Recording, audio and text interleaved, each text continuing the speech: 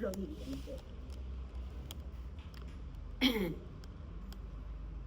Y lo que tenemos que saber también es que la forma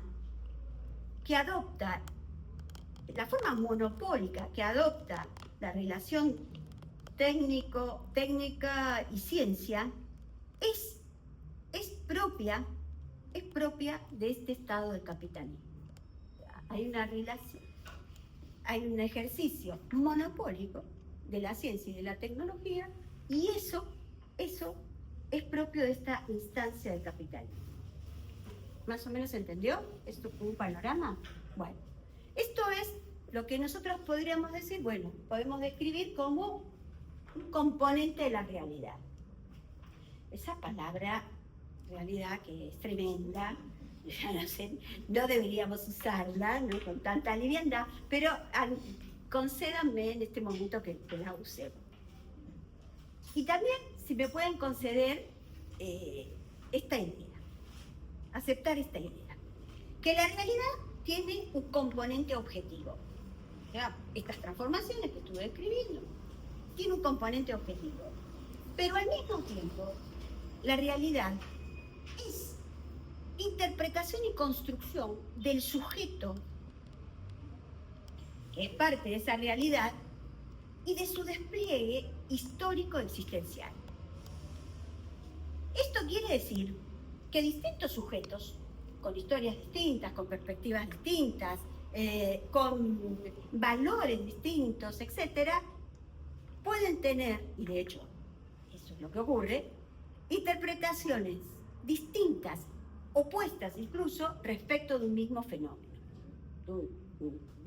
respecto de eso que llamamos el contenido objetivo. Son interpretaciones diferentes. Y esas interpretaciones pueden ser disputadas. Es más, podemos decir que deben ser disputadas, ¿no? ¿Disputadas en qué? Disputadas en su sentido, en lo que significan y demás. Y yo creo que eso es algo que nosotros hoy tenemos que hacer. Tenemos que disputar sentidos. Pero para disputar sentidos hay que conocer muy bien y muy profundamente con qué otros sentidos estamos disputando. O sea, cómo se construye, ¿no?, la perspectiva, la teoría con la que estamos dando disputa. Tenemos que entrar en eso, entrar en esa estructura también de pensamiento. Puede ocurrir entonces que, ¿no?, frente a la realidad y los acontecimientos en los que estamos inmersos y demás, puede ocurrir que por momentos no saber qué hacer, no saber qué hacer. Y puede ocurrir también que al percibir lo dramático y lo urgente de esos acontecimientos, decidamos hacer. Pero en los dos casos hay que pensar. En los dos casos tenemos que hacer algo, tenemos que llevar adelante una tarea que es la tarea de pensar. Y digo, e insisto en esta idea de pensar, porque las condiciones en las que vivimos, la manera en que nos llega la información y demás, es lo más alejado a pensar. O sea, porque el pensamiento necesita tiempo. El pensamiento es algo que se produce lentamente. Después, bueno, puede estallar de repente en una idea, pero lleva tiempo. Hay que, como decía Nietzsche, rumiar. Hay que rumiar el pensamiento. Y hay una diferencia muy grande, o por lo menos para mí muy significativa, entre pensar y conocer, o saber, o explicar. Porque justamente pensar es lo que pone en juego esa facultad, esa capacidad humana de imaginar. Pensar es lo que nos permite imaginar que lo que es puede ser de una manera diferente. Pensar justamente es lo que nos permite considerar que el límite no está en lo dado, en lo establecido, sino que es posible que las cosas, digamos, puedan ser de otra forma. Y eso hay que poder pensarlo, hay que gestarlo, hay que imaginarlo, a diferencia de conocer o de explicar, que más bien es un proceso acumulativo. La imaginación y esta idea de pensar intenta romper, producir algo nuevo. Es distinto, por eso digo, es distinto conocer, explicar, que pensar. Hay una autora que a mí me gusta mucho, y la cité ya, que es Hannah Arendt, y Hannah Arendt dice: pensar es asumir el compromiso, en realidad, de ponerse al hombro la carga de nuestro tiempo. Es decir, la carga que nuestro tiempo coloca sobre nosotros, no negar su existencia. ¿Sí? Los tiempos que nos tocan vivir nos enfrentan a situaciones que no podemos negar. Bueno, lo dice durante el nazismo, lo dice durante el nazismo como judía, lo dice como una judía perseguida. Bueno, hay que pensar y hay que actuar, dice. Y hay que ponerse al hombro la carga de este tiempo. Y a nosotros nos toca pensar. Nos toca pensar en un tiempo, en un mundo, que tiene por lo menos dos características significativas. Que se muestra amenazante. Es un mundo que se muestra amenazante. Es un mundo donde la idea de futuro, sostenida por la noción de progreso, está por lo menos en interrogación, pero también nos resulta irreconocible. Es un mundo que nos cuesta reconocer. O sea, la profesora Graciela Biagini, que también es de esta casa, es socióloga, tal vez coincida conmigo, es que es muy probable que todas las categorías, los conceptos con los que pensamos, trabajamos, publicamos y demás, y las matrices de interpretación del mundo que hemos manejado, que hemos sostenido, con las que hemos tratado de inteligir, de comprender el mundo, pero de actuar también en ese mundo, no solamente de comprenderlo, es probable que hoy nos resulten poco efectivas. O sea, que haya que repensarlas. Repensarlas en su eficacia interpretativa para reconocer y poder actuar en este tiempo. ¿Cómo pensamos? Porque no es exagerado decir que estamos siendo parte de un proceso que implica un cambio civilizatorio. No es solamente un cambio de época, no es un cambio de régimen, es un profundo cambio civilizatorio. Nosotros hace tiempo que venimos nombrando a estas circunstancias y a estas situaciones, este momento histórico que nos toca vivir, lo llamamos neoliberalismo. El neoliberalismo hace esto, el neoliberalismo hace esto y aquello. Yo creo que podemos ya ir pensando que la expresión o que la noción neoliberalismo hoy es anacrónica. No termina de dar cuenta de lo que efectivamente está aconteciendo.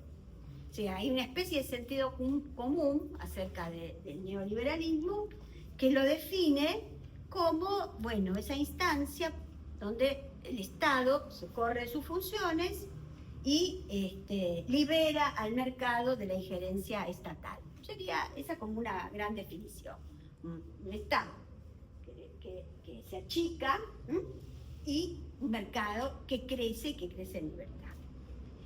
Pero yo creo que hay mucho que queda impensado con esa definición y con esa idea. Porque justamente, si nosotros nos quedamos con esa idea, lo que nos pasa es que quedamos impedidos de penetrar y de dar cuenta de las profundas transformaciones que hoy nos desafían. Porque yo pienso, bueno, tampoco lo pienso yo sola, lo piensan también otros autores, de los que me nutro, que asistimos en realidad a una fuerte expansión del Estado. El Estado se expande de una manera, digamos, podríamos decir casi imperceptible, si quieren, pero con fuerza. A una fuerte expansión del Estado, ¿cómo? Con la menor democracia posible. Es decir, hay una combinación entre la expansión del Estado en sus formas de intervención y en su manera de intervenir hasta en el poder legislativo, si quieren. Y esto es, bueno, una contracción de la democracia. Una democracia que ya venía maltratada, para decirlo de alguna manera. De manera que a mí me parece que con neoliberalismo no terminamos de dar cuenta, podría decir que estamos en una etapa superior. No podemos terminar de dar cuenta de los acontecimientos. Me inclino a pensar, con otros autores como Bifo, por ejemplo, que estamos frente a un proyecto de sociedad, de constitución del orden sociopolítico, que responde a una doctrina ideológica y a una política económica, social y moral. Tiene un fuerte componente moral. Eso no lo podemos desconocer.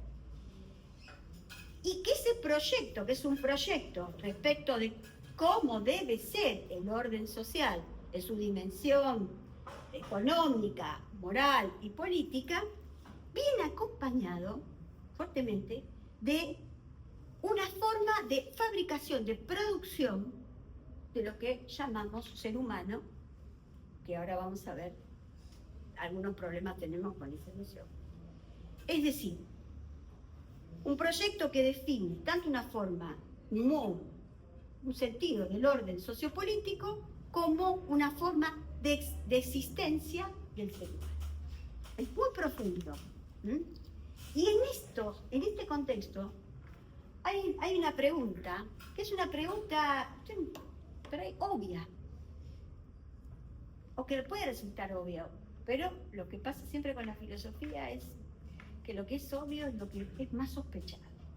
Parece obvio, natural, que ya está, es de lo que más hay que sospechar. Y esa pregunta es, ¿qué es ser humano? Esa pregunta, que no sé, hace 20 años podríamos haber contestado casi con la matriz de interpretación que teníamos de su contenido, hoy está en discusión. Hoy está en discusión esa noción de ser humano. Por lo que les comenté sobre los procesos de hibridación con la técnica, etcétera, podemos saber por qué. Pero hoy es tema de discusión en el campo de la biología, tema de discusión en la filosofía, ni les cuento, y tema de discusión, de tratamiento en la ciencia política que trabaja la noción de biopolítica, que es, pensando en la noción de biopolítica. Y en la ética, ¿no? Y en la ética, obviamente, en la ética. Me ajusto muy bien la ética. Un psicólogo acá. En realidad, en todo cambio civilizatorio pasa eso. Exactamente. Pensamos cuando se cayó el Imperio Romano, bueno, ¿qué pasa con la Edad Media? ¿Cuál es el discurso dominante? Que va a ser el religioso, por lo menos en Occidente.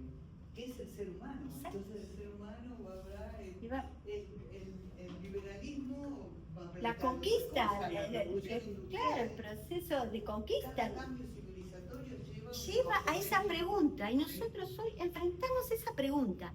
Pero lo que hay que saber que esa pregunta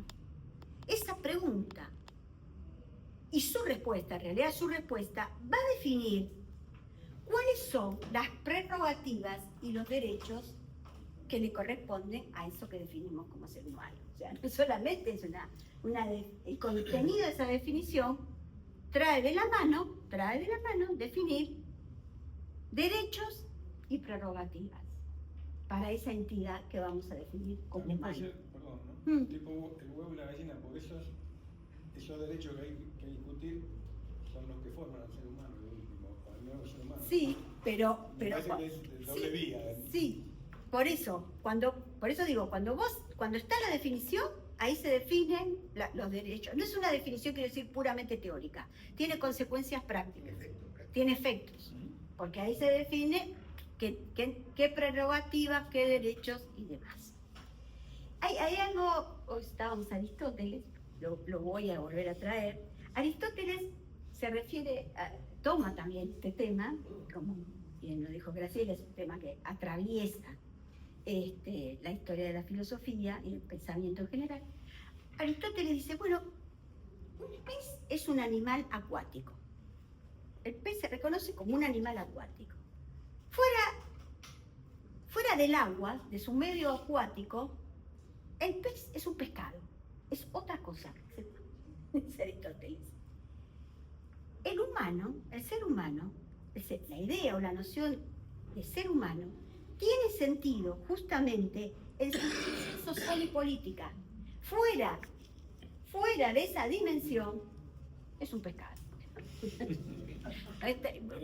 Puedo grabar, si yo sé que esto queda es para siempre y a veces los chistes no se entienden. No estoy diciendo eso, es un chiste, ¿no? En esta comprensión, entonces, esa comprensión, digo, hoy está en juego. Y está tan en juego, que no podemos negar hoy que en nuestro presente, esos derechos universales que en algún momento concebimos imposibles de ser negados, adscriptos a la persona humana, ¿no? Después del Código de Nuremberg, esto había quedado. Bueno, esos justamente derechos universales hoy parecen, más que derechos, proclamaciones carentes de significado real. El problema no es proclamarlos, el problema es cuál es su significación real, cómo se hacen efectivos. Y el primero de estos derechos, el primero, es el derecho a la vida. Es un derecho que en su efectividad, quiero insistir en esto, no es que no estaría jamás en desacuerdo con la formulación de ese derecho, para nada. Lo que estoy diciendo es que una cuestión es proclamar los derechos, que estamos de acuerdo y demás, y otra es constatar su realidad efectiva. Y ahí tenemos problemas, porque tenemos poblaciones enteras hoy muriéndose de hambre, siendo víctimas de la guerra, etcétera, etcétera. Por lo tanto, a enfermedades y demás, yo digo esto, por lo tanto, ese derecho a la vida, por lo menos, está siendo violentado. Sí. No, una pregunta para tratar de bajar la práctica, a ver si estoy entendiendo bien. Hoy, por ejemplo, les cuento, porque me afectó muchísimo, una persona iba a trabajar, una persona durmiendo dentro de una caja, como si fuera un perrito. Eso sería una cosa, digamos, ya el sacarle la humanidad. Yo pasé. Pensemos. No nos sale. Pero ¿cómo es tu nombre? Virginia. Virginia, no nos sale porque, por lo que decíamos antes, porque también hay dificultad de nombrar esos acontecimientos. Hoy era una caja grande y obviamente no entraba todo, pero así como abandonan perritos en cajas. Estaba durmiendo, estaba quieto en una caja y vos ibas caminando. Claro, pasa que yo iba a trabajar en la vereda, había, ya no como uno suele ver y naturaliza que con el árbol, el coche, adentro de una caja. Eso sería un poco esa deshumanización de lo que pensamos. Ya, porque tenemos que pero digo, pensar. no, porque Sí. estaba tratando de ver cómo Sí, un ser humano pensemos cómo se producen por los ahí procesos. eso. Claro, Porque pensemos. yo, la verdad que Los derechos de la vida aplicados a eso. tampoco supe qué hacer porque, bueno, no, Es que yo sí, pasé claro, Virginia, no sabemos qué hacer. Ese es el punto también. Por eso yo. Si conseguimos un ser humano como alguien con derechos, sí, los derechos sociales, económicos y culturales de todos están violados hace Pero la verdad que una persona durmiendo demasiado. en una caja no Sí. había visto. Vi un montón de cosas, digamos, veo más gente viviendo en la plaza, más allá de lo que Vemos la pero gente saliendo de los containers. también Comiendo de la basura. basura. Yo que no es lamentablemente no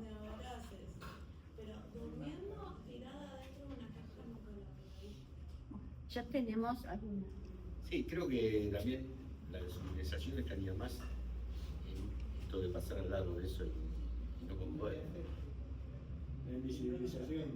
Sí, sí. O lo que hace el gobierno de la ciudad, que es eliminar la basura, porque es esto de la deshumanización. Bueno, nos afea la vista de la ciudad. Hoy veía una Saquemos publicidad el- para terminar con el vandalismo a los Ah, sí. Sí, basura. hicieron nuevos. Claro, hay uno nuevo, pero no es vandalismo, es la forma Claro. de vida, de esta nueva vida que está. Que no les queda Patricia, otra, ¿no? Porque no claro, pueden de elegir.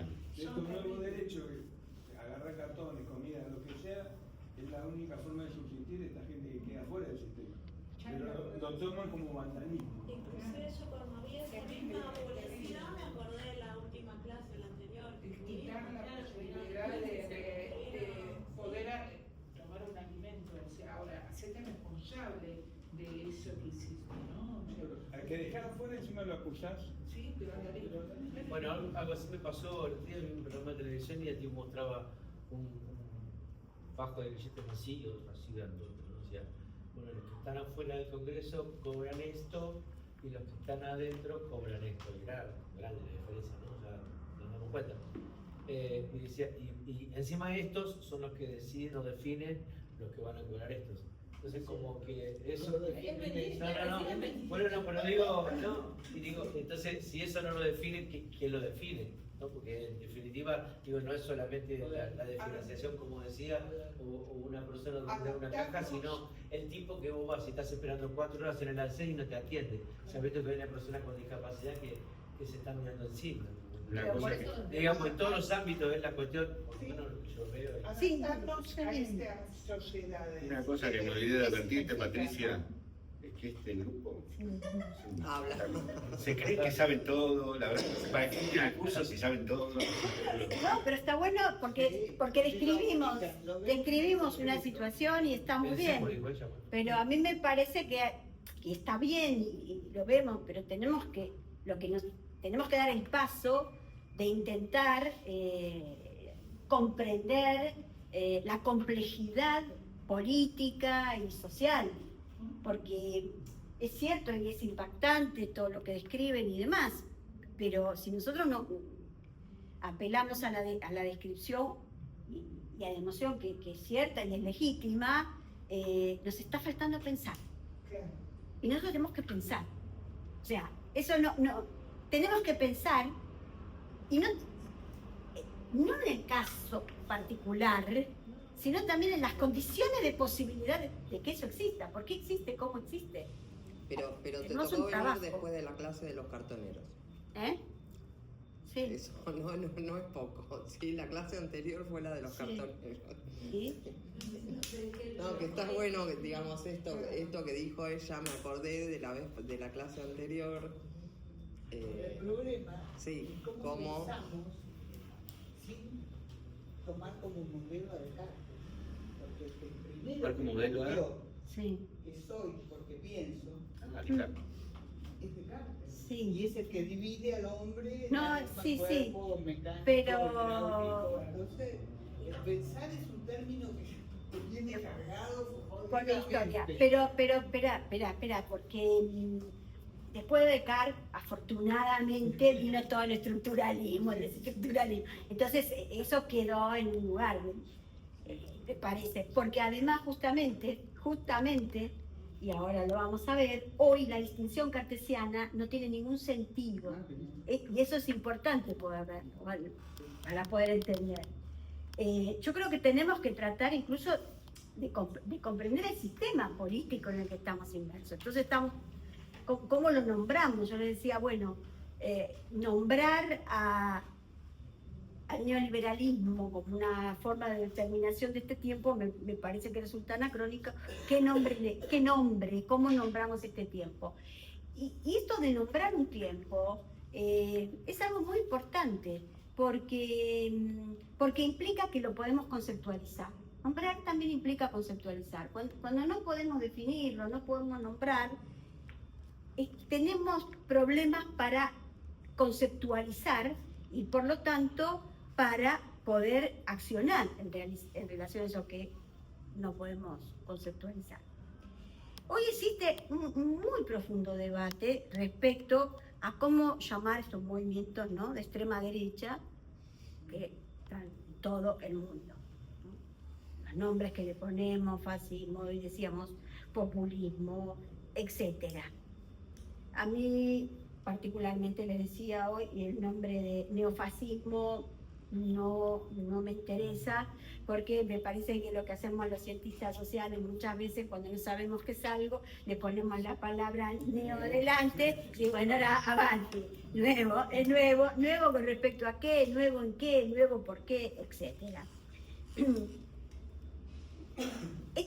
Creo que entonces tenemos este movimiento, esta regeneración, podríamos decir, de las formas totalitarias de derecha, y al mismo tiempo asistimos a una profunda crisis de la democracia representativa. El ejemplo que vos acabas de dar ilustra esta crítica a la democracia representativa. Cuida. Lo que es importante también reconocer es que en la posguerra habilitó, digamos, una suerte de vínculo virtuoso, podríamos decir, entre la democracia y el capitalismo, que se tradujo en el estado de bienestar. O sea, era una relación donde democracia y capitalismo se constituyen, se unen, podríamos decir, encuentran un vínculo que se hace efectivo en la forma que adopta el estado de bienestar. Que de alguna manera ese estado de bienestar ha organizado los compromisos internacionales y también de distintas naciones del orden que llamamos occidental. No voy a entrar en discusión con eso, porque sería todo un tema de la filosofía política, los invito a una clase si quieren. Pero por lo menos podemos decir eso. Me parece que hoy podríamos llegar a pensar que justamente el capitalismo se desentiende de la democracia.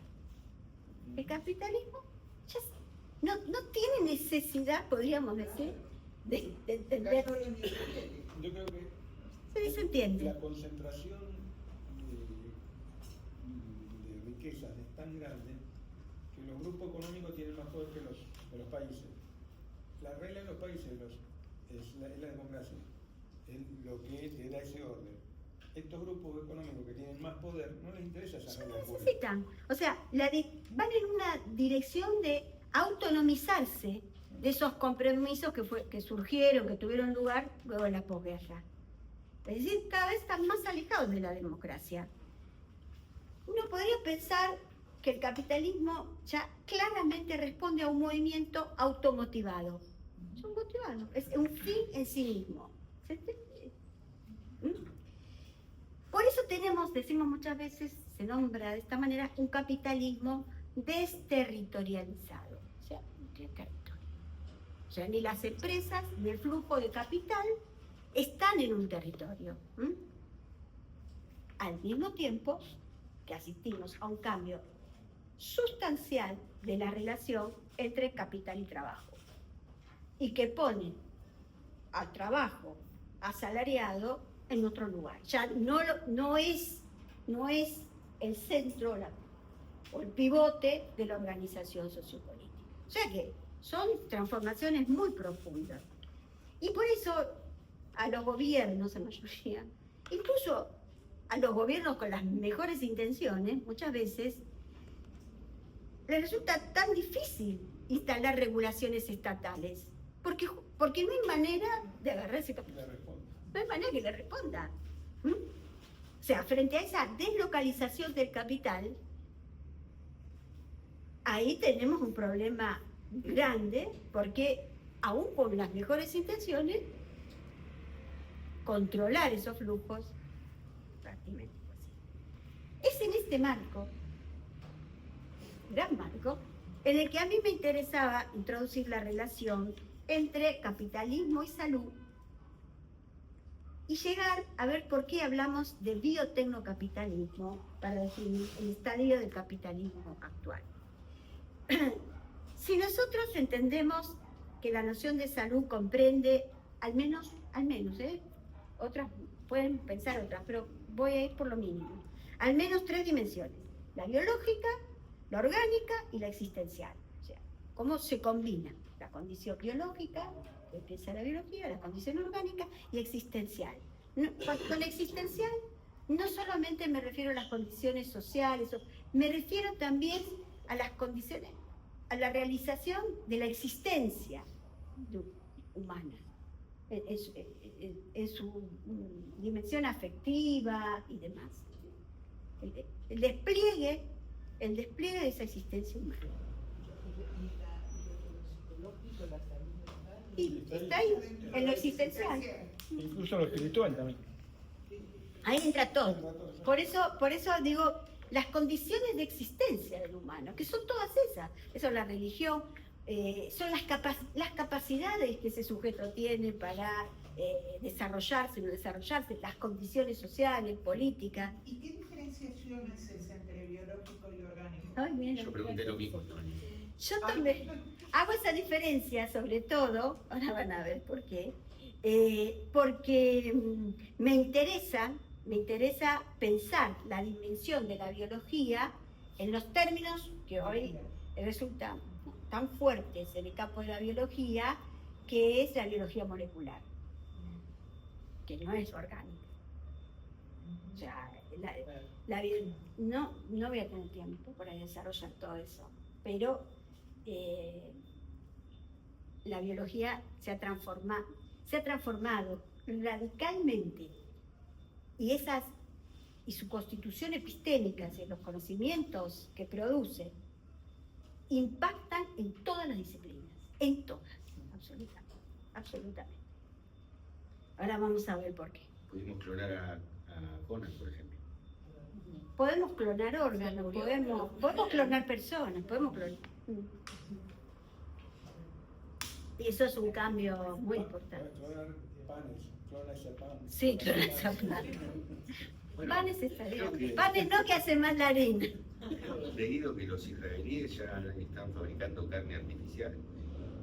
No para los palestinos, pero. No. No, pero es No muy loco precisamente. porque todo eso que está diciendo la doctora es verdad, pero, o sea, es como para un grupo cada vez más selecto de la población y después todo el resto, porque yo pensaba, alguien que está en un campo de concentración o en algo similar, es casi como estas dimensiones de la salud no aplicadas, como si estuvieran aplastados.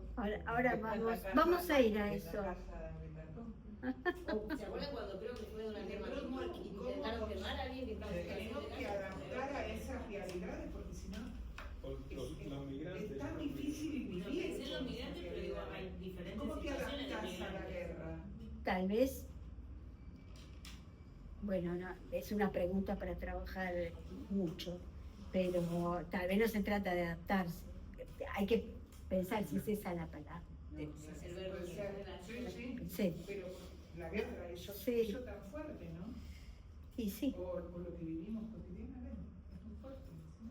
El año que viene vamos a hacer un curso de segundo nivel con 10 clases de Patricia Guillén. No, por favor. Y así con los Yo ya demás. quisiera para el año que viene espero estar disfrutando en la Polinesia pintando, Muchas leyes. pintando, Una pregunta. loca. La compañera de bueno, cómo se adapta, quizás no pienso en buscar adaptación, sino de supervivencia. Pensaba, pero bueno, cuando en el marco de la producción y reproducción social que hacemos ustedes, cuando cambian esos contextos, cambian esas estrategias.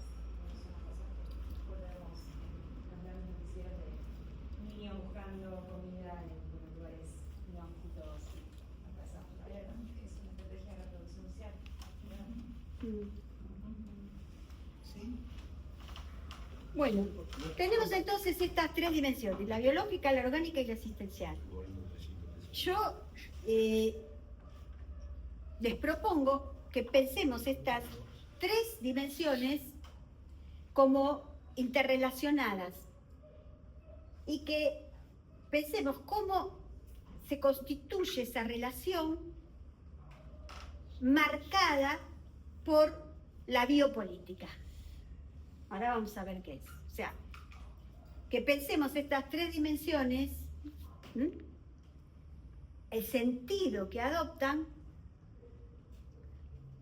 tomando como referencia para ver esa relación entre estas tres dimensiones, la noción de biopolítica. ¿Me siguieron esto? O sea, como si dijera, vamos a ponernos el anteojo biopolítica para ver cómo se relacionan estas tres dimensiones. Para esto voy a dar, seguramente la palabra biopolítica todos la escucharon, ¿sí o no? Sí, sé que si alguien la hace así. Yo no, yo la primera. Bueno, Virginia, para usted, la parte. Esta primicia. Vamos a ver de qué se trata. Me interesa porque la noción de biopolítica nos va a permitir introducir una noción del poder, para pensar el poder no como algo, nosotros tenemos la idea del poder como algo constrictivo, algo que obliga. Foucault ha tenido la inteligencia y la astucia, podríamos decir, de observar que el poder no es solamente, o por lo menos no se ejerce solamente de manera restrictiva y coercitiva, sino que el poder también tiene una forma productiva, produce, modela a los sujetos que gobiernan. Tienta, ¿no? Entonces, el biopoder se refiere a un tipo de ejercicio del poder que hace de la vida objeto de gobierno. La vida es objeto de gobierno, es administrada en su utilidad, en su eficacia, es administrada económicamente por el biopoder. Para que se ejerce ese biopoder, para el ejercicio de ese biopoder, es necesario a su vez producir un conocimiento, producir conocimientos que le den sentido y significado. Es decir, que los dispositivos de regulación de la vida que va a producir el biopoder son dispositivos que se sostienen en el mejor conocimiento que se tiene de la población a través de las disciplinas de las que todos nosotros formamos parte. La psicología, la sociología, etc. Brindamos, digamos, el conocimiento, ¿se entiende? Para y la medicina. Ni qué decir, la medicina. Nunca bioquímica. También está, no te preocupes que Los no medicamentos. no se la pierde nadie, está. Sí. El poder entonces, esto me interesa que podemos capturar esta idea, que este biopoder se ejerce gracias a la formación de conocimiento, gracias a la formación de un saber. Esa formación de un conocimiento y de un saber es la condición de su ejercicio. O sea, esto es importante para entender entonces cómo ese biopoder se ejerce a través de la biopolítica. ¿Qué es la biopolítica? El objetivo de la biopolítica es establecer mecanismos globales de regulación de los fenómenos que son propios de la especie. O sea, la biopolítica, el ejercicio de la biopolítica a través de las instituciones y de los dispositivos, que son los dispositivos del Estado, interviene y regula la vida de la especie, de la población. Digo de la especie porque no es que va a cada individuo, indirectamente va a cada individuo, en tanto ese individuo es miembro de la especie, pero es indirectamente. Un programa, pensemos un programa de vacunación. ¿A quién va dirigido? ¿Para qué? A ver, ¿cómo pensamos un programa? Aquí lo digo, vos no digas porque ellos tienen que decir, vos ya sabés. A ver, ¿Qué? ¿A la población vulnerable o esas cosas? la vacunación va dirigida a la No, pero población. igual, ¿puedo A ver. preguntar una cosa? Sé que por ahí es un concepto anterior, pero en un punto, ¿el patriarcado no es eso también? ¿Qué cosa? Un dispositivo. Sí, es parte de este dispositivo, claro. Pero a ver, pensemos. ¿A quién va dirigido un programa, una política de vacunación? ¿A quién se dirige? A toda la población. A toda la población. Después, cada uno de nosotros va a ser, no se vacuna la población, porque población es una noción abstracta, ¿no? Entonces va dirigido a cada uno de nosotros. Pero incluso a la que no nació todavía. Exactamente. O sea, Por eso el concepto de especie, Claro. más allá del individuo vivo actualmente. la acción va dirigida a puede ser la vacunación, como podríamos pensar, no sé, los sistemas de control de toda salud, prevención. todos los sistemas de prevención. O sea, hay una presencia ahí del Estado, a través de la salud pública, que implica justamente un conocimiento de la población y una forma de, a partir de ese conocimiento, de intervenir de la manera más eficaz, más eficiente y que considera mejor para la población, por el mejor conocimiento que tiene respecto de la población que la población misma. Eso tenganlo en cuenta, porque ha producido el saber científico que legitima esa intervención. No es, lo que quiero llegar es a esto, no es arbitraria esa intervención. Está legitimada por ese conocimiento que se produce. ¿Para qué? Para el bienestar de la población. ¿Se entiende? Tiene una función entonces la biopolítica, disciplinaria y de regulación. Son dos funciones. No solamente regula, sino que disciplina. Entonces tiene que votar, tiene que traer certificado, ¿no? Etcétera, Los etcétera. controles para poder cobrar el plan. Piensen en todos los ejemplos que se le ocurren, porque si no parece que estamos hablando. Nosotros tenemos que ver cómo encarnan los conceptos y las teorías en nuestra vida cotidiana. Eso que nos parece, mira, ¿está hablando de qué está hablando este tipo? La biopolítica, ¿y a mí qué me importa? No, te importa, porque la regulación de tu vida está signada por cómo se piensa. Esa es la biopolítica. Las biopolíticas regulan los nacimientos, la manera de morir, etcétera, etcétera. Las políticas alimentarias, sí. Las políticas de la reproducción, no de la población. Exactamente. Sexual. Todo es patriarcado, porque se hace ahí se cuela, porque el patriarcado nunca va a aparecer ahí claramente. Va a aparecer en las ideas y en los conceptos que informan a la biopolítica también en su teoría.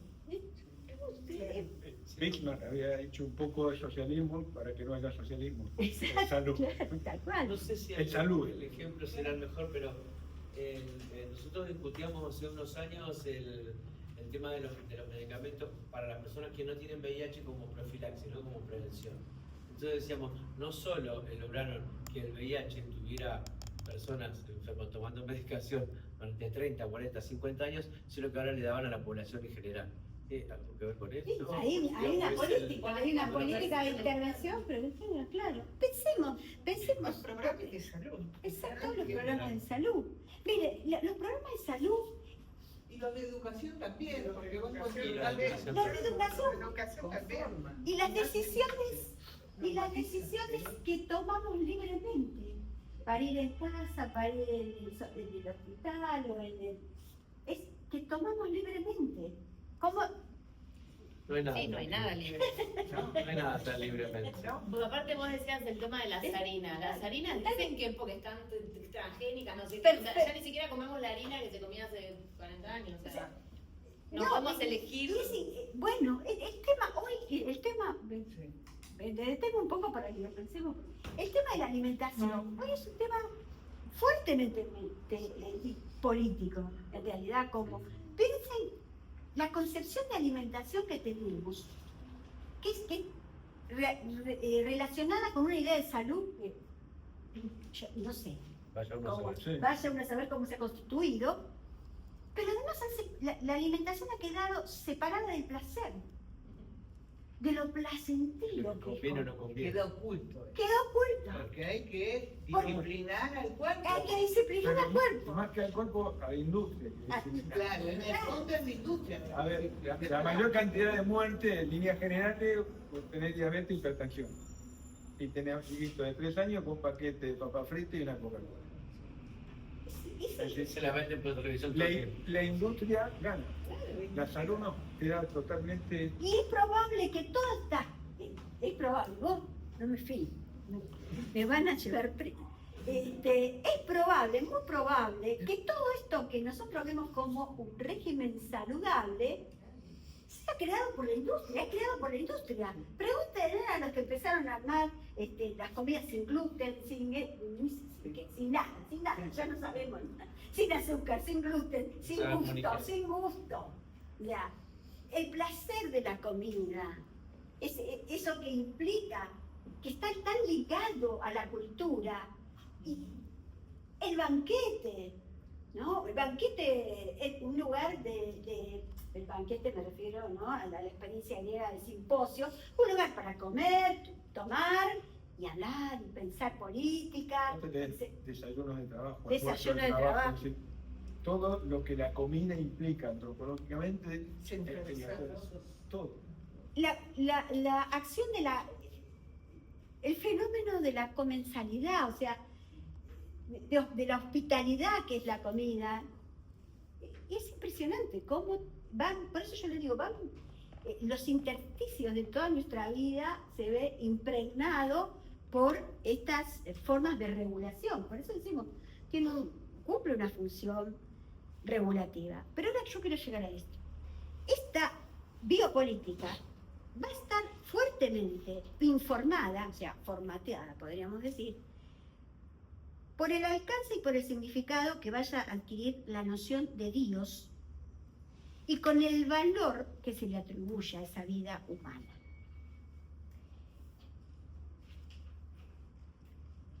En una cultura como la nuestra, cuyos signos principales son la homogenización de las formas de vida y el predominio de un tipo de razón, que es la razón técnica e instrumental, las concepciones sobre la salud, sobre el sentido y el alcance de la medicina, y nuestras propias formas de relacionarnos con lo viviente en general y con el viviente humano en particular, hoy se modifican.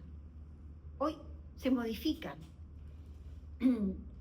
Se modifican por lo que representa el biotecnocapitalismo.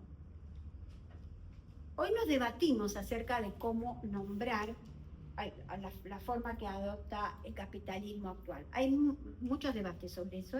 Hay unos que dicen que lo importante es llamarlo como capitalismo de plataformas, porque es lo más significativo, cognitivo, tecnológico, financiero, capitalismo del algoritmo. Estamos discutiendo se discute de distintas perspectivas cómo llamarlo, para saber qué hacer con ello, de una manera. Para mí, de todas esas definiciones, intentos de definirlo, para mí la más acertada es justamente la de biotecnocapitalismo. Porque esta idea, justamente, lo que introduce es que el gran impulso que ha recibido el capitalismo, un impulso sostenido en el desarrollo científico y tecnológico, tiene que ver con la enorme capacidad, la inédita capacidad que se ha desarrollado para intervenir sobre lo viviente a través de la técnica, con la capacidad que existe de, a través de la técnica, intervenir la vida, clonar,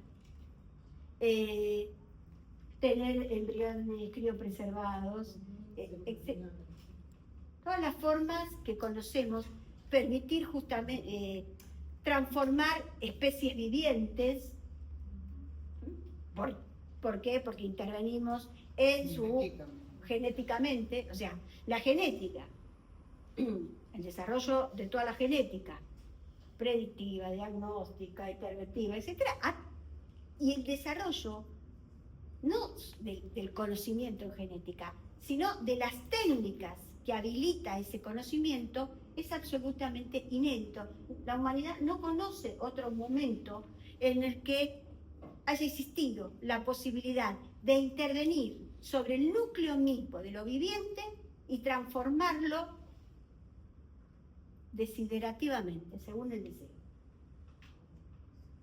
O sea, el biocrático sueño de el mejoramiento de la humanidad sería posible a través de la técnica. ¿Sí? Hay un autor que es Sloterdijk, que toma este tema de una manera, una forma cínica, productivamente. Sloterdijk. Normas del Parque Humano se llama, que dice, bueno, probablemente lo que no haya podido lograr dar una conferencia, y dice en esa conferencia, probablemente lo que no logró justamente el desarrollo del humanismo, etcétera, de la mejora del hombre a través de las letras, a través de la escritura, de la moral, resulte posible si ponemos en juego esto que se llaman antropotécnicas, ¿sí? Las técnicas que permiten intervenir sobre una especie. ¿Qué existe? ¿Qué es una realidad? No es solamente lo que vimos en ciencia ficción. Es decir, que entonces, me parece que esto es lo central, más que la cuestión de las plataformas, más que la cuestión de si es cognitivo o no es cognitivo. Me parece que lo central es esto, esta capacidad que ha desarrollado el conocimiento, la estructura científico-técnica. Ni quiero hablar de conocimiento, esa estructura de la ciencia y de la tecnología, pero después vamos a ver. Entonces, ese biotecnocapitalismo habilita una concepción de la vida que permite formas inéditas de intervención sobre lo viviente. Al mismo tiempo, si me acompañan en esto, y si no lo volvemos a pensar, pero miren, al mismo tiempo, si lo que rige es una interpretación de la vida como código, como un código genético, como un código, esto introduce una concepción de lo viviente que lo reduce a dato. A dato. Es decir, todo el desarrollo de la biología molecular va en ese sentido. Pero también el predominio que existe hoy de la descomposición del cuerpo y de sus funciones en imágenes y datos. ¿Ven? Hay una desmaterialización, podríamos decir. Matemática. O sea, aparecen como un montón de... Sí. O sea, si nosotros vamos al médico, vamos al consultorio, nos sentamos. Hay médicos en la sala, pero bueno, disculpe, pero uno se sienta, entonces el médico ahora te dice, trajo los análisis, ¿cómo te llamas? Mónica, ¿trajo los análisis? ¿Trajo los análisis, Mónica? ¿Sí? Bueno, a ver, entonces vos qué haces, le das el celular, porque en general ya ni se imprime, porque vos lo recibiste en tu casa, además, con un sistema cuya seguridad discutiremos después. Entonces, ¿y qué hace? ¿Te mira? No te mira más, ya está. ¿Qué va a mirar? ¿Qué empieza a mirar? No solo no te toca, sino que ni te mira. Va a mirar el celular. Pero yo no estoy haciendo acá un juicio sobre la actitud del profesional. Estoy tratando de que pensemos cómo el sistema opera en esa relación entre el profesional y el paciente. No es el profesional, el paciente, sino cómo funciona ese sistema. Este es el punto. Bueno, Ahora, pero ¿no evidentemente el profesional reclamo también en una parte de la población de ir hacia más el humanismo? Al revés. Yo creo que es al revés, Mónica. Creo que es al revés. Ahora, me parece... Porque para mí, o sea, yo entiendo y está genial la tecnología, pero no es solamente eso. Bueno, pero Que pensé... tenga la cosa esta disponible, pero que te escuche, que te revise. Bueno, ¿y tú cuánto pedimos a la misma persona? Por eso, En un sistema que le está pidiendo otra cosa. Bueno, Porque le está pidiendo que atienda a no sé cuántas personas por hora, que lo que se habla también Perdón, después de la pandemia es empezar a tocarnos, a hablar nuevamente. Me parece que también Pero eso hay creo que- una parte Yo no me quería que separar de aparece. derecho. pelea, Es al espera. revés, porque- Es al revés. A ver, vos tocabas para tener un diagnóstico. Ahora la tecnología te da un montón de estudios. Entonces no me hace falta tocarte. Yo me fijo en los análisis, te pido una tomografía, una resonancia, y voy a tener un diagnóstico no por lo tradicional de tocarte, te duele ahí, te duele cuando sueldo, te duele respirar, déjame escuchar. No, por la tecnología. Entonces se deshumaniza. Pregunto porque yo no sé, Y yo soy psicóloga. lo peor, disculpa, Sí. lo peor es que la gente, según le pedís un estudio así complicado, dice que mal médico, no me pidió nada. Eso es verdad. Pero pregunto, ¿a los médicos nuevos los forman diciéndoles solamente eso? ¿Que es importante solamente pedir el canal? Pregunto porque no tengo idea. Pero uno no se forma en una facultad o en una disciplina, se forma en un sistema. Y en realidad lo importante acá es pensar justamente, creo, no sé si va en la dirección de lo que vos estás diciendo, pero puede ser, Si no, le cambio. que ese dato tiene objetividad científica. Esa objetividad científica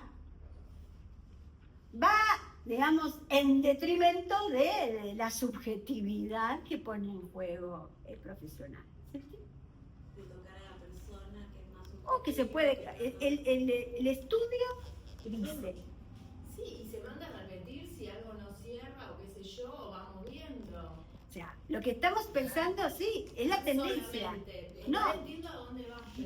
No decimos que solamente, pero sí que hay un proceso hacia dónde, esto es lo interesante ver, hay un proceso hacia dónde va la medicina científica, tecnológica, ¿m?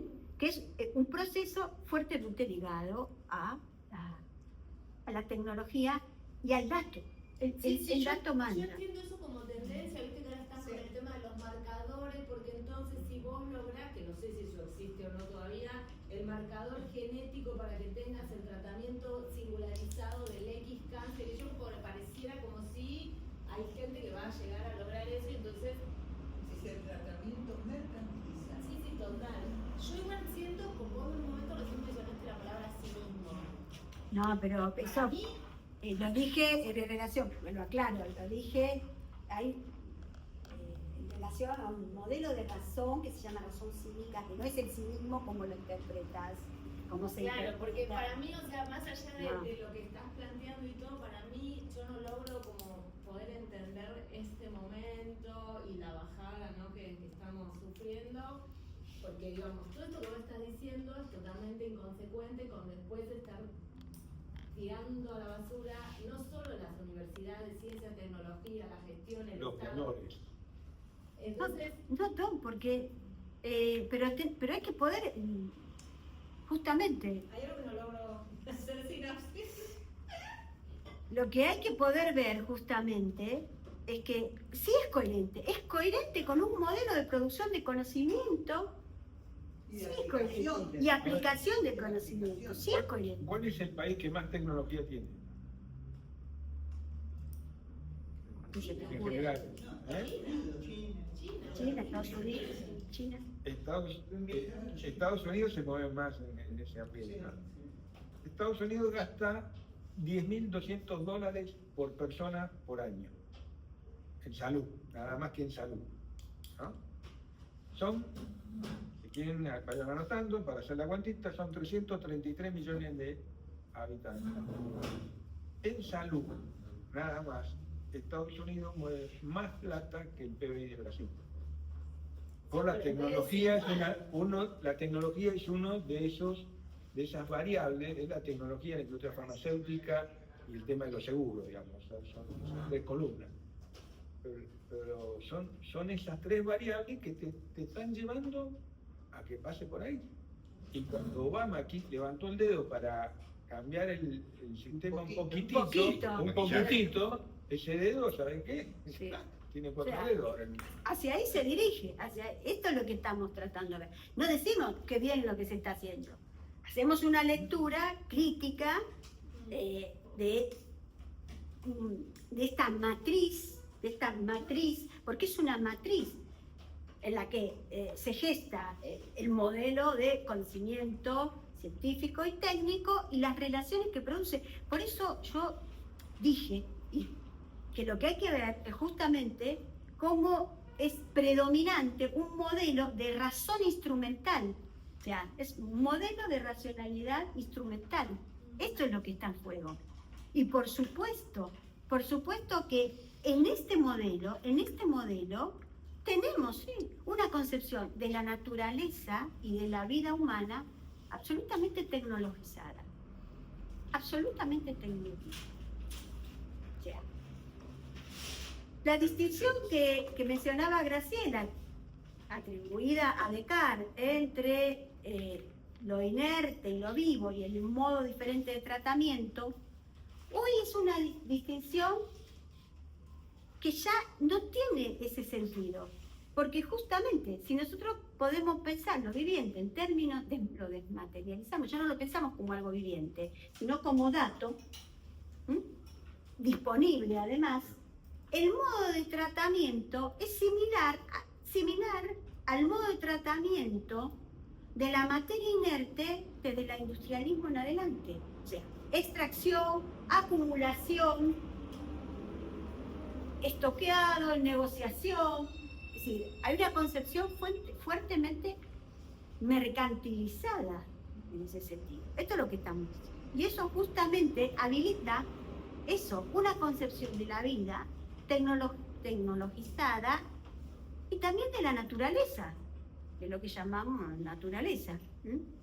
Es decir, esa vida capitalizada devenida en mercancía. O sea, porque nosotros decimos que el medicamento no es mercancía, la vida tampoco debería ser mercancía. Podríamos pensar. Deviene mercancía. Entonces están destinados a la supervivencia en la vida, casi destinados, podríamos decir. Y quienes tienen otras posibilidades. Pero a mí lo que me interesa subrayar de esto, filosóficamente y teóricamente, porque vemos sus consecuencias, es que esto justamente tiene que ver con cómo se instala, cómo productivamente una concepción de la vida que es una concepción que obedece a una interpretación reificada, cosificada de la vida.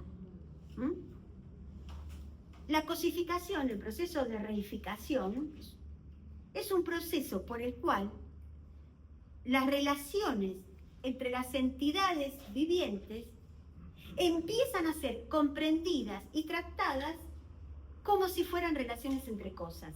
¿Se entiende? Ese es el proceso de mercantilización. Por eso digo, es fuertemente estructural, va la estructura, porque implica un proceso de reificación, de cosificación. O sea, el otro empieza a ser pensado, interpretado, o sea, la vida empieza a ser pensada, interpretada como cosas. Las relaciones pueden ser relaciones entre cosas. Pensemos, ponerle precio a un órgano, por ejemplo. Mire, pensemos, ¿vos todo vas a grabar? ¿O porque era gustaría? Porque, no, solo el primer plano de tu cartera, que me está saliendo bárbaro. Porque yo he tenido profundas discusiones en relación a la maternidad subrogada, por ejemplo, siguiendo a una autora austríaca muy interesante, que dice, bueno, la subrogación es un proceso de cosificación, es una expresión para vos. Yo te aseguro, porque hace muchos años que trabajo en el tema y hay ciertas facultades, universidades que me llamaban todos los años para darlo y dejaron de llamarme cuando empezaron a pensar que ya no era tan problema.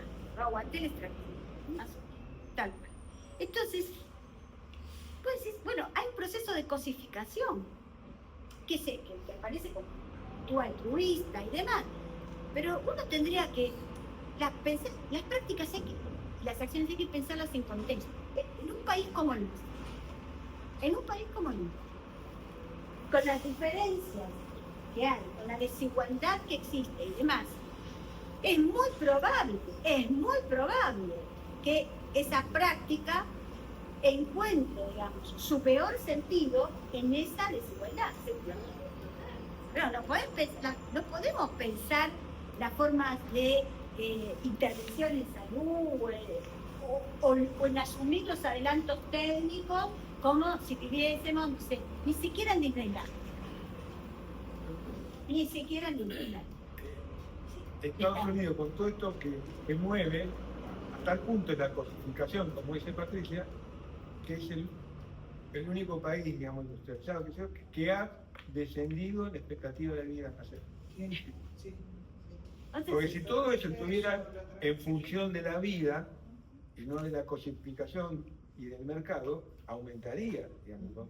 Si vos invertís tanta plata, movés tanta plata, tenés tanta tecnología, tendrías que vivir más y mejor. Bueno, en este marco se actualiza, en este marco, en esta situación, se actualiza una distinción que han hecho los griegos, hicieron, ¿no? Casi que pensaron casi todos. Pues nosotros fuimos Nosotros haciendo trajimos a Tulupa por eso. a lo que vamos viendo, ¿no? Yo tenía un profesor que me decía, la filosofía es una nota a pie de página de los griegos, que uno va a hacer pero bueno, nada, no es para tanto, pero bueno. Pero hacían una distinción muy importante, una distinción que hoy nos trae resonancias entre bios y zoe. O sea, entre dos maneras de concebirla. Bios es la vida calificada, la vida que es reconocida jurídicamente, socialmente, políticamente.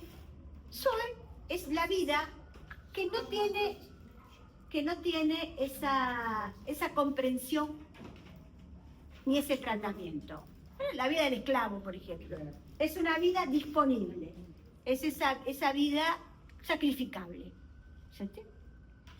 Creo que nosotros hoy tenemos que rescatar esa distinción y preguntarnos, porque hoy esa vida sacrificable no es una caracterización teórica.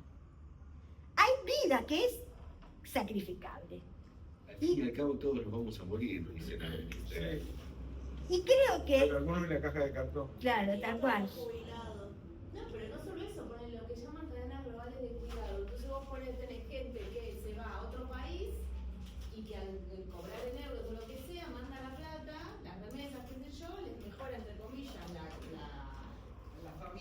la familia en destino, pero después los hijos, o sea, se generan un montón de líos. Hay vida, pero hay vida que es sacrificable, vida que incluso podemos pensar que hasta tiene una dimensión política sacrificable. Sacrificar esta vida, y hoy aparece, porque hoy nosotros escuchamos, reaparecen términos como población excedente, underclass, es decir, ¿quién entra en esas definiciones y en esas clasificaciones? Además se muestra que lo sacrificable pasa por no aplicar ciertos dispositivos de biotecnocapitalismo químico. Exacto, no se aplican directamente, no se aplican. No se aplica por seguir con la inversión en agua potable, en cloacas. Ese concepto de muerte evitable, Sí. digamos, y si es evitable, pero sigue sucediendo, ¿cuál es el grado de complicidad? Exacto. Digamos, ¿cómo utilizamos esas nociones? Si es evitable, entonces, si es evitable, la decisión política Es que no ocurre. es que no ocurre. ¿Se entiende? Interviene para que sea evitable. Si la decisión política no actúa, es dejar morir. Eso, la biopolítica se sintetiza así: hacer vivir, dejar morir. ¿Sí? Hay regulaciones para seguir una parte de la política. No le damos medicamentos ni a los jubilados, ni a los enfermos oncológicos. Estoy entendiendo un montón de cosas. Todos nos vamos a morir. Pero me estoy mirando la hora y me voy a apurar un poco para terminar con esto. Pero si nosotros entendemos este proceso de cosificación y rectificación que ya lo empezó a escribir Adorno hace mucho tiempo, por Jaime y Adorno. No confundir con Adorno, que ese es otro. Con Adorno, que es otro.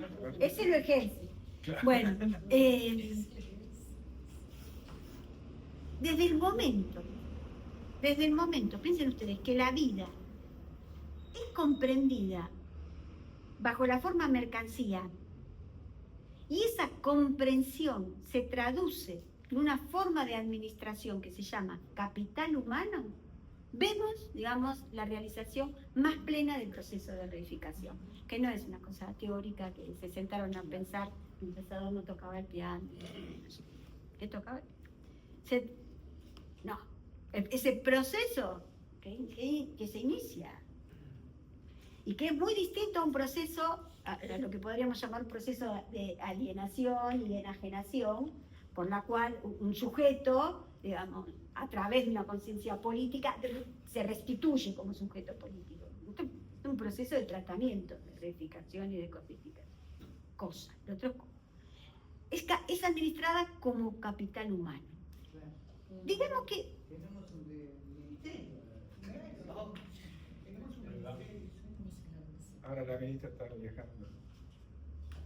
Sí, porque Con repartió la todo nuestra de paseo. Llegó tarde. yo creo que, y acá llegamos a un punto que a mí me parece sustancial para comprender nuestro tiempo, y es la capacidad que ha desarrollado el sistema para producir un nuevo tipo de subjetividad. O sea, produce las condiciones de posibilidad para un tipo de subjetividad. Es decir, así como es necesario pensar cómo se organizan y se estructuran las acciones de un gobierno, estudiarlas, analizarlas, hay que mirar cómo, y hay que mirar fundamentalmente, cómo se organizan las conductas de los gobernados. Cómo ese sistema modela la conducta de los gobernados. Weber decía que el sistema produce los individuos que requiere. Los produce. Genera las condiciones de posibilidad. Por lo tanto, no se trata solamente del dominio de una forma de la economía o de la producción, sino de la producción misma de un tipo, de un modo de ser humano, de un modo de experiencia de la subjetividad, que se expresa en la producción de este sujeto que se constituye en una suerte de dinámica competitiva. O sea, la competencia es la regla, la competencia y la maximización de cada uno es la regla de la sociedad. Y el rendimiento, claro.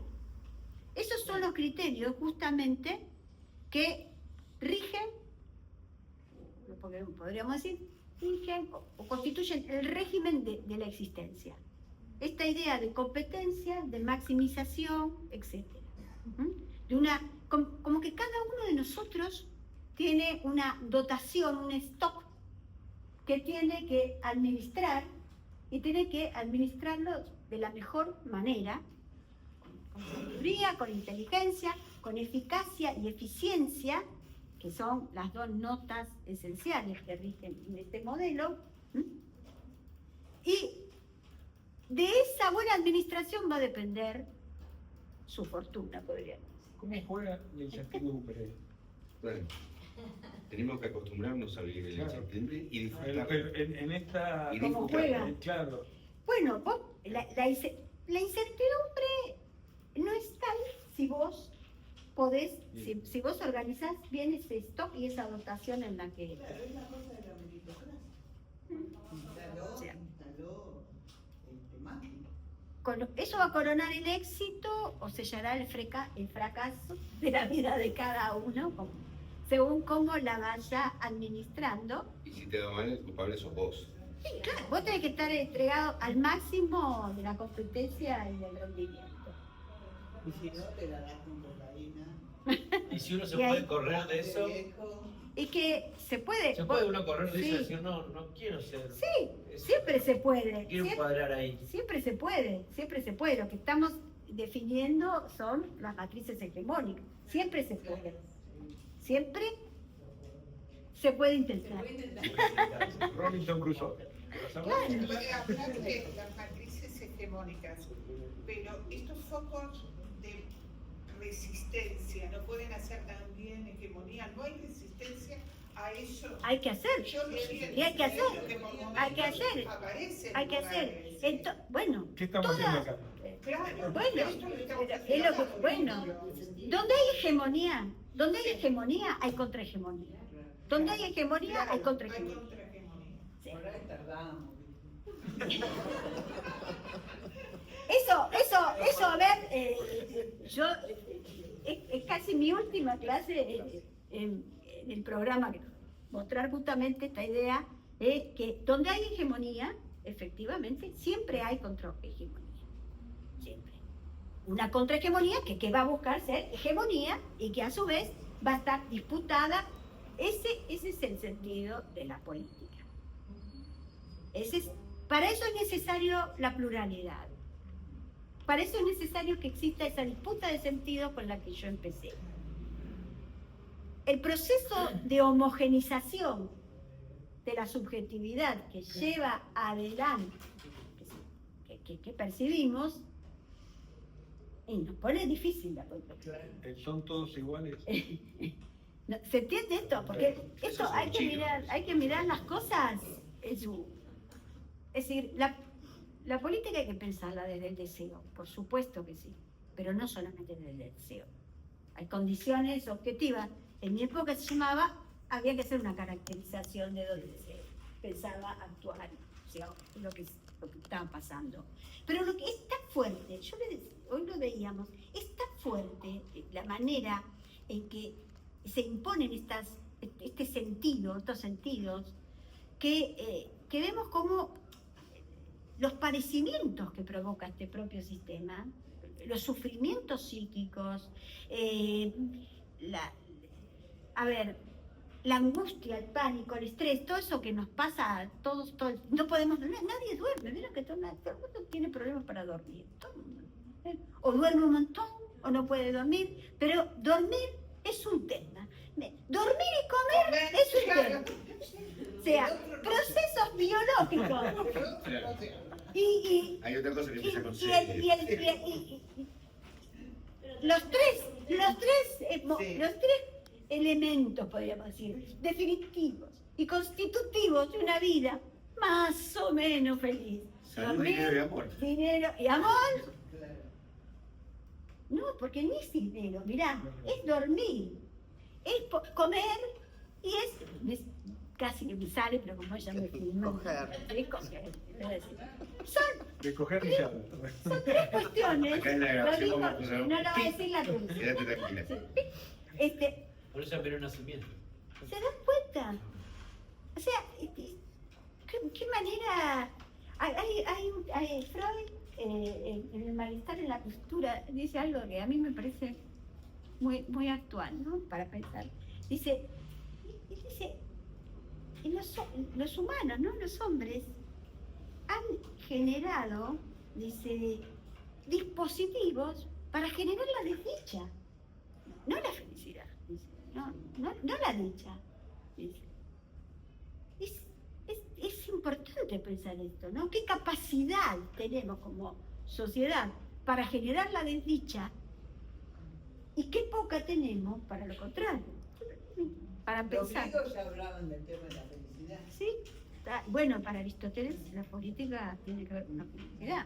No, pero lo que es interesante entonces ver cómo todos estos padecimientos que deberían provocar una crisis en el sistema, estamos viviendo mal, implican que el sistema se alimente de esos padecimientos a través de una industria farmacéutica, por ejemplo, que te da el somnífero, que te da la manera de vivir, los libros de autoayuda, todos los grupos, los psicólogos conductuales, que ahora el coach. Puede ir a la prueba que estés engripado. Todo. Entonces, esto tenemos que poder verlo también en el campo de... Y la alianza entre las neurociencias y la industria farmacológica, que este va a ser un gran tema en breve, totalmente, ¿no? Cómo se dinamiza ese vínculo.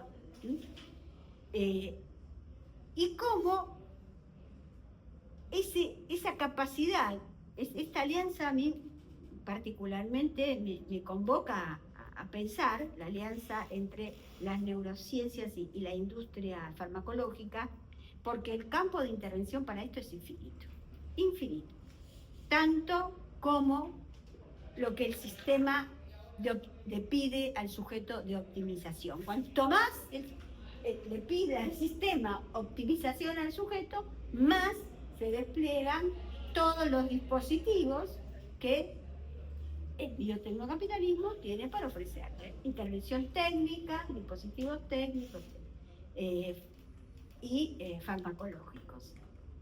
Yo creo que ahí esto me parece que es algo a tener en cuenta hoy para poder pensar la cuestión que les decía sobre el estatuto de la relación entre biología, entre la salud como una concepción pensada en esas tres dimensiones, biología, orgánica y existencial, y la biopolítica.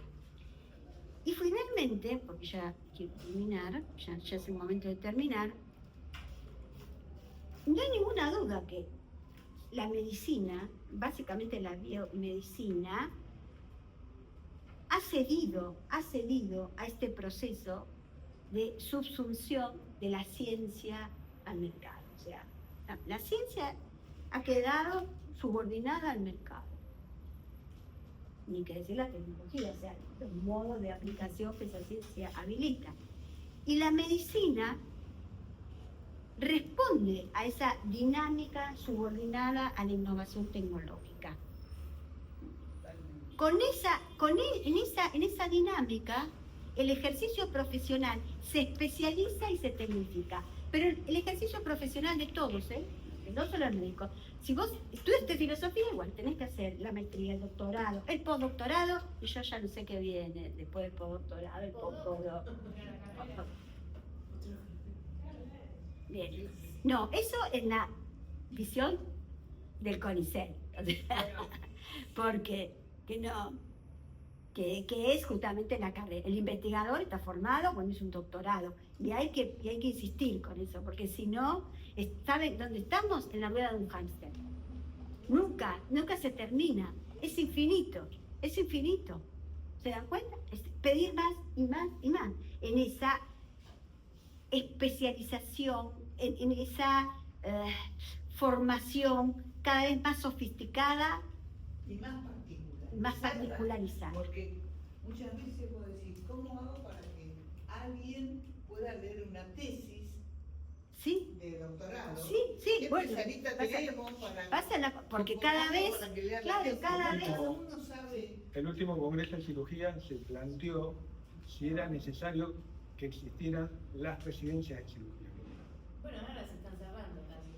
Claro, pero bueno, porque la idea es, de algo general ya no sirve. Hagamos un año de residencia de cirugía general y después la especialización. Es decir, está tan enfocado, antes vos tenías traumatólogo, ahora tenés de miembros superiores, de miembros inferiores, de la mano, de codos. Bueno, pero pensemos en esta carrera, en esta dinámica que lleva a una medicina cada vez más sofisticada, más compleja, más costosa, más compleja, perdón, en términos técnicos. Sí. No, iba a decir que sobre eso en salud pública, en una edición anterior había salido un artículo que cuenta de que los médicos, específicamente se reparten médicos, ¿no? Pero dejan de elegir en las residencias, muchas veces especializaciones más generales y van a algunas otras más particulares. Sí. Y ahí se fue como Está pasando con la pediatría. Eso encarece el sistema de salud muchísimo. Muchísimo. Porque después no hay médicos y hay médicos. Y además, perdón, con una visión de la complejidad que es técnica. Claro. ¿Se entiende? O sea, este es el punto. La complejidad está dada por la técnica, no por esa dimensión existencial. Yo pensaba así, ¿vieron esa palabra que se habla de que todo se monetiza? No sé qué, las redes, bueno, es justo como si esto también, todo se mercantiliza, entonces la formación, la aplicación, pero lo cómico es que esto estaría, entre comillas, sostenible en esas lógicas, si hubiera garantizado una accesibilidad plena. Pero justamente lo que no accede, Pero es que acá que esto Que es lo no que a sé, mí porque me... no se esforzó lo suficiente. No, pero la lógica, disculpa, pero entonces tenemos que poder capturar la lógica que se le imprime a estas dinámicas. La lógica es, por eso digo, es de una razón técnico-instrumental, es una carrera que conduce, digamos, a una ni siquiera sé si llamarlo medicina, pero una forma de más costosa, particularizada, que abandona la idea de riesgo social para que el riesgo se vuelva algo administrado solamente particularmente, etcétera, etcétera, subordinada a los adelantos técnicos, sin preguntarse por la accesibilidad. ¿Entiendes? Entonces, esa dimensión está cancelada. El sistema de salud es una maquinaria muy aceitada para concentración de riqueza. Totalmente. No está teniendo la función, el objetivo de mejorar la vida. Es un espacio, por eso nosotros cuando pensamos esta relación entre ciencia y técnica, ahora yo creo que el articulador de esa relación es el mercado. O sea, es imposible pensar la ciencia y la tecnología sin el mercado, sin la articulación que produce el mercado y sin el modo en que el sistema implementa esa articulación. Eso es lo que tenemos que saber. Eso transforma la concepción de la salud, transforma los modos de atención y transforma los modos de producción y reproducción del capital en el campo de la salud. El campo de la salud es un lugar de generación de capital como cualquier otro, que afecta a los propios profesionales, que esto es lo que también podemos ver, que hoy la verdad que hablar de modelo médico hegemónico en términos de pensar en eso es realmente una ficción, porque un profesional se convierte en un asalariado de medios, digamos, que no lo sabe. Y que no lo sabe. Bueno, hay una nueva versión de Menéndez. Sí, es otra. Pero ese hay que pensarlo. Para mí hay que pensar de nuevo, porque me parece que hay que pensar justamente las condiciones actuales para... Claro, ¿no? ¿Por qué? Porque además ese profesional se ve fuertemente limitado en sus iniciativas por las formas en que los procedimientos están estandarizados y protocolizados. Los protocolos, hoy lo hablamos. ¿Cómo eso funciona? Entonces, y esos protocolos en realidad se traducen en formas de administrar el gasto. Más que nada.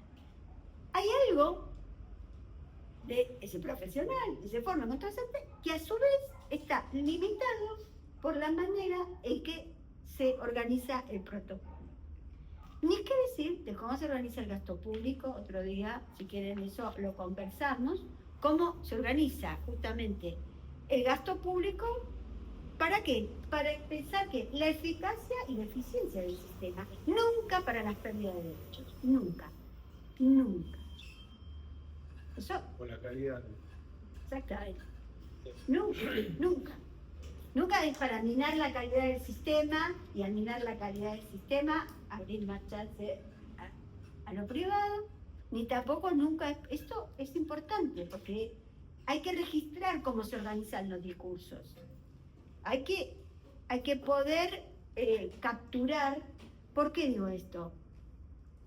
Porque ese discurso tiene una racionalidad, tiene un sentido, produce sentido y genera concepciones diferentes y sujetos con posiciones diferentes para debatir, discutir y disputar cómo entendemos la salud pública, cómo entendemos la educación. O sea, hoy lo decíamos. Nosotros podemos, algunos, no sé si todos nosotros, al menos yo pienso que, vacaciones, un sueldo digno, el horario de trabajo, la obra social, es decir, son condiciones conquistadas históricamente, o sea, en procesos históricos de conquista de derechos, y que entendemos no deben no debemos abdicar esos derechos, no se negocia. no se negocia, podríamos decir, pero claramente, y eso lo sabemos, hay toda otra forma, otros sujetos, que son también sujetos políticos. No olvidemos eso, porque si no parece que pues, miramos al otro desde un lugar de una superioridad, como si uno fuera consciente y con conciencia política y sujeto política, y el otro no. El otro también piensa. El otro también piensa y elabora sus ideas. Y ese otro puede pensar que esas condiciones son condiciones contingentes.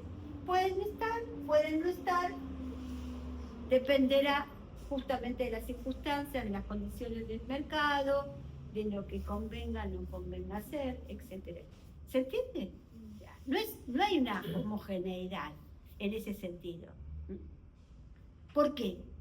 Porque este sistema no solamente cumple una función destructiva cuando avanza sobre derechos, sistemas, instituciones y demás, sino que también cumple una función productiva. Produce a este otro sujeto político, ¿sí? Con el que debatimos sentidos.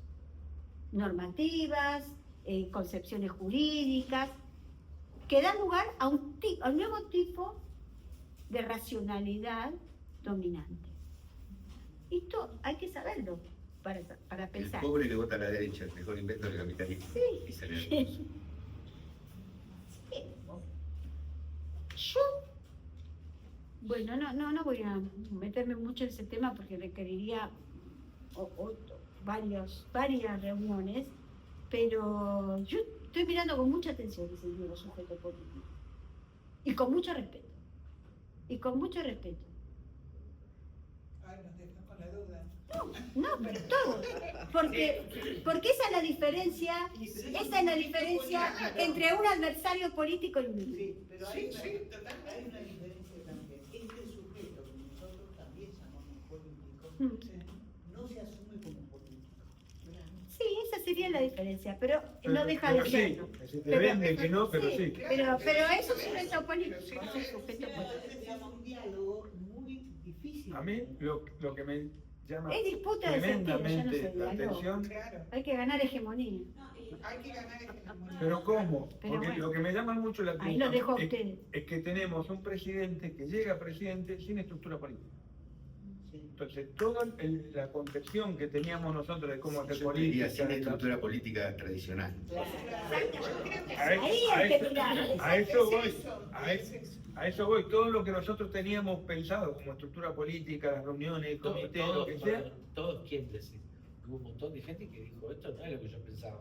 Evidentemente, ¿no? pero llegó. Digo, todo lo que se construyó desde un lugar político, Pero llega. hay esto que decían, no, pero... Llega a ser el ejemplo presidente que- sin esa estructura. Pero así como las instituciones, muchas de las instituciones, una de las cuales son las instituciones del campo de salud, perdieron accesibilidad, porque los derechos los teníamos, pero perdimos porque no hubo la adecuada accesibilidad a esos derechos, a esos programas. Entonces la gente no lo sintió como pérdida, porque igual no llegaba. Muchos no llegaron. Igual no llegaba. Yo creo que no debemos un debate profundo. No, porque yo lo que estoy pensando es que, digamos, los sujetos políticos, estos que estamos viendo hoy, no es una disputa de hoy, sino que lo que está escuchando los sujetos políticos que votaron a este gobierno ya se viene preparando desde hace años todo esto. Para mí tratar me amerita sentarse a pensar, a pensar en serio. Yo creo que hay que pensarlo en serio, hay que pensarlo renovando yo me dedico a filosofía social y política, ética, en esta misma facultad, tengo mi cátedra, y creo que es un tema que a pensar, a revisar no me animo, me parece imprudente y sería irresponsable de mi parte hablar o hacer diagnósticos sobre situaciones que me parece que ameritan, nos están pidiendo que nos sentemos a pensar. Pero quiero terminar y yo termino la exposición, después sigamos debatiendo sobre esta realidad, acuciando.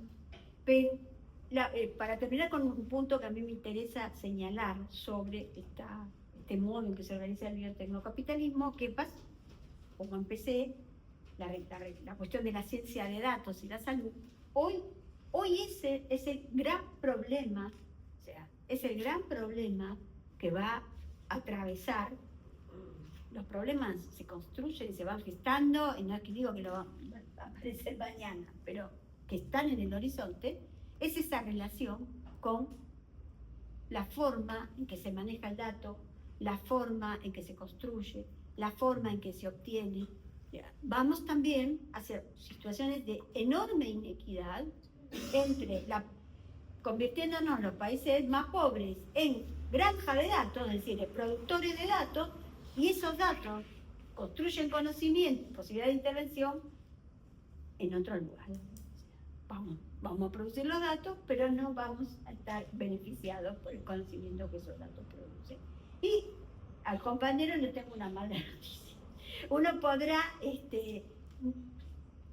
lograr a lo mejor que de manera particular, su característica, de manera particular preservar sus datos, pero demográficamente no, porque va a ser parte de una muestra.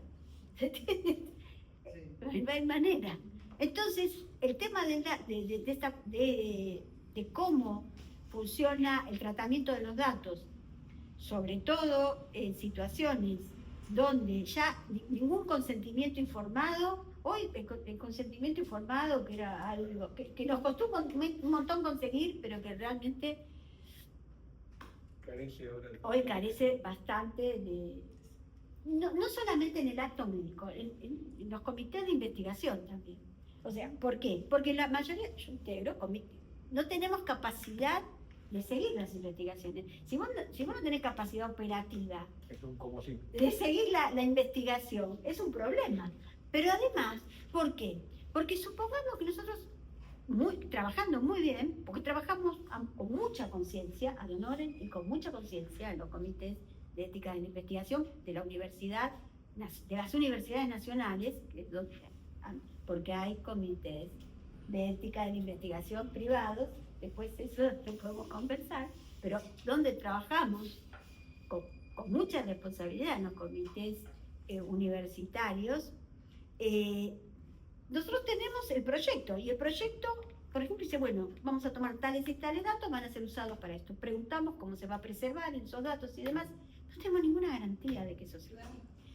Ninguna. ¿De dónde lo guardan? O sea, ¿por qué? Porque los procesos de ciberseguridad son altamente costosos, no accedemos.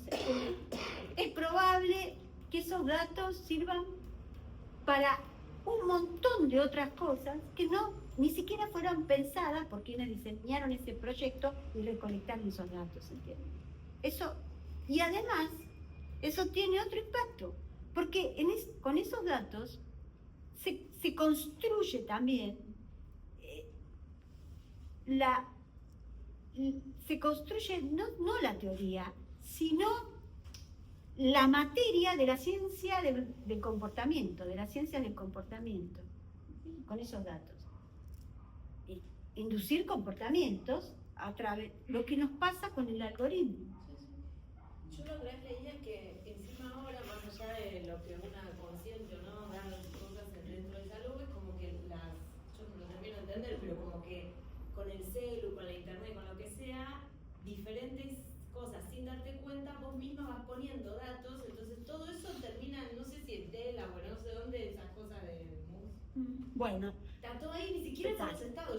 Por primera vez en la historia de la humanidad, cedemos gratuitamente y voluntariamente el capital al capital. Es decir, somos lo que... Esto es así. Y termino con esto, la otra cuestión que a mí me parece importante que pensemos, por la dimensión que cobra en el sistema y en relación a los procesos de salud, enfermedad y en relación al desarrollo de la medicina, es el lugar, lo que se llama inteligencia artificial, que incluso hay que discutir esa noción, pero ahora la vamos a tomar, y lo que son inteligencias generativas. Las posibilidades enormes que existen de sustituir al diagnóstico hecho por personas por dispositivos técnicos, la posibilidad también de simulación de órganos, etcétera, etcétera. O sea, la inteligencia artificial ha encontrado un terreno muy fértil en el campo de la biomedicina. Y es imposible. Y la biomedicina hoy trabaja con Big Data. Y la única posibilidad de trabajar con Big Data es trabajar con inteligencia artificial, porque el volumen de datos no lo puede capturar un humano. Un humano no puede trabajar con ese nivel de datos. Así que estamos en un momento, termino como empecé, estamos en un momento de profundas transformaciones que interrogan esta condición de ser humano, porque ya tenemos nociones como las de Cyborg, ¿no? Que hablan de la relación entre, Haraway ha trabajado esa noción para mostrar justamente los espacios de hibridación entre la máquina y el humano, etcétera, etcétera. Es inteligencia humana expandida a través de dispositivos, o sea, ya no son herramientas, no son constitutivos. Estamos en un profundo proceso de transformación que también pone en interrogación el destino de la especie. Y no digo porque sea malo ese destino, sino porque es lo que nos desafía.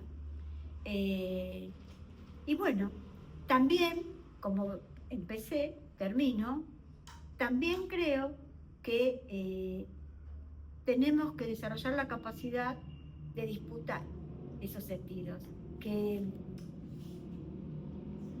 si nos asombra, casi la filosofía empieza con el asombro.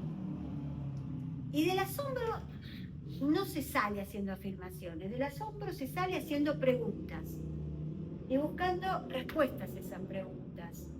Y bueno, nosotros tenemos que hacer preguntas, tenemos que buscar respuestas y tenemos que disputar sentidos. Y para eso hay que prepararse. Y prepararse es estudiar, pensar y conocer las cosas de las que hablamos. Me parece que esa es una tarea que tenemos. Y yo insisto con eso porque justamente nosotros vivimos hoy en un tiempo que nos subsume en la información. Sí. Y eso... La rapidez. En la información y en la rapidez. Y eso es quizás el dispositivo más efectivo para no pensar. Entonces, tenemos que tratar de pensar. Bueno, nada más que eso, ya terminé.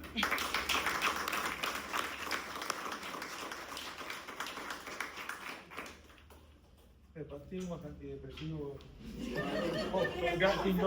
Es optimismo, hay que La pensar. conferencia la sponsorió. Para mí hay que, pero No, totalmente. es optimista, o sea, hay que tomar conciencia de que hay que pensar.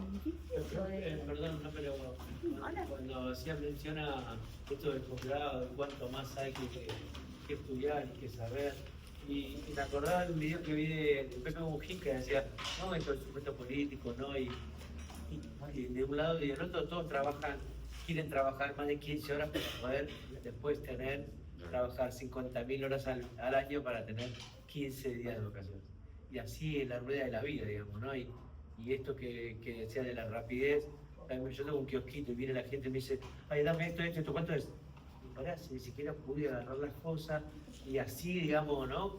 Uno ya quiere en el cuento y a veces como que vivimos tan rápido que no podemos pensar. Se terminó los vecinos, yo vivo en un barrio hace 50 años, y los vecinos de 30, no se conocen. Y vienen a comprar a mi negocio y son chicos que el señor lo vio nacer al pibe y lo vio corretear por la calle y no lo conoce, ni él a ella, ni ella a él. Y así vivimos como en un lugar mucho más complejo de lo que por lo menos cuando uno era chico, ¿no? ¿Qué forma de sociabilidad, ¿no? Crear, ciertamente, sí, eso habría que pensar. Pero el punto es que a veces eso no es...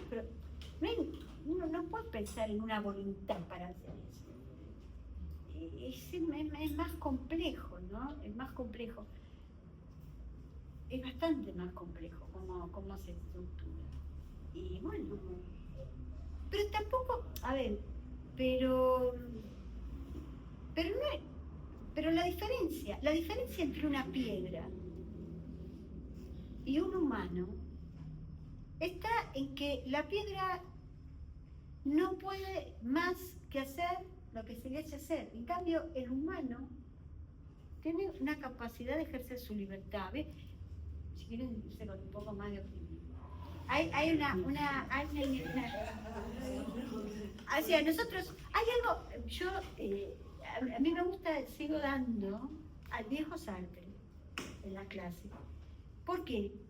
Porque cuando aparece toda esta idea de las estructuras dominantes y que el sujeto, ¿no?